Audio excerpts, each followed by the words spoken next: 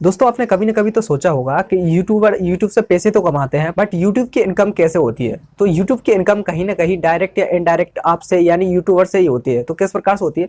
मान लीजिए आपका कोई एक चैनल है जिस पर आपकी इनकम 10,000 रुपये होती है। तो जैसा कि आप जानते हैं कि आपकी इनकम होती है गूगल एडसेंस के थ्रू। तो गूगल एडसेंस से मान लीजिए आपको 10,000 रुपये इनकम होती है आपकी। तो उसमें जो यूट्यूब है, यूट्यूब उसमें से 45% लेता है, यानी 45% लेता है।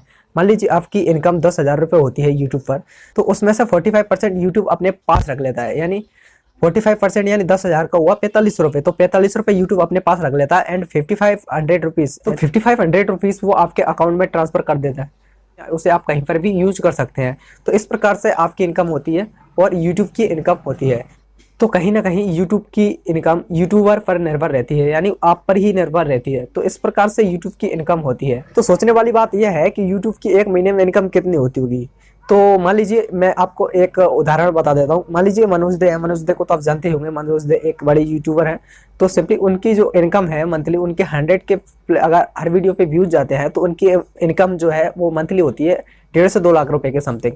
तो यहाँ पर 1.5 से 2 लाख रुपए का 45% यूट्यूब अपने पास रखता है। यानी 1.5 से 2 लाख तो वो अपन को पे कर रहा है, यानी मनोज देव को पे कर रहा है। उसके अलावा जो वहाँ की इनकम उसका 45% उसने अपने पास बचाया है, वो उसको अपने पास रखता है। यानी यहाँ पर 2 लाख रुपए उसकी हो रही है, तो उसका 45% जो भी बनता है वो यूट्यूब अपने पास रखता है। तो यूट्यूब के इनकम का तो आप अंदाजा भी नहीं लगा सकते, क्योंकि उसकी इनकम तो हर एक यूट्यूबर से होती है। यदि आपको ये वीडियो पसंद आती है तो सिंपली लाइक करें इस वीडियो को एंड सब्सक्राइब करें हमारे चैनल को एंड बेल आइकन को दबाएं सबसे पहले इसी प्रकार की खबर पाने के लिए।